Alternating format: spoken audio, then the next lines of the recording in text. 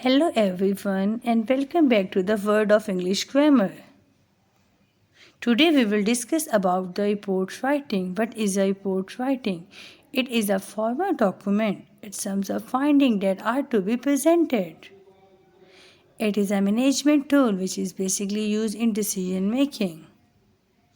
It is written for a specific audience and represents facts about the situation. Features of report writing. The report starts with from, to, and date.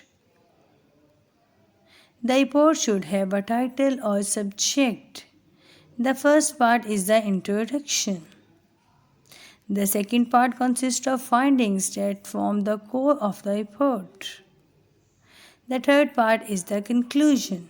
The fourth part contains recommendations and suggestions.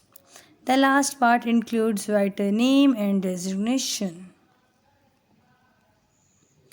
Now let us see the format of report writing. From, which includes the sender name, to, receiver name, then the date, then the subject.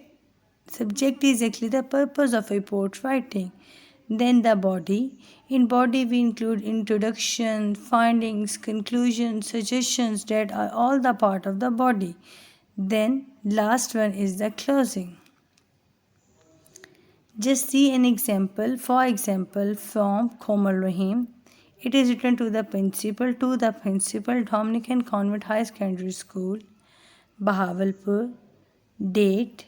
Then salutations. In salutations we write respected sir, respected ma'am, or respected newspaper editor, to whomever we are writing a report.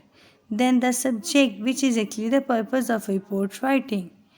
Then the body, and in the last closing. In closing, the ending will be yours sincerely, comma, and the name of the sender, which in the beginning we have written in the to, in the from.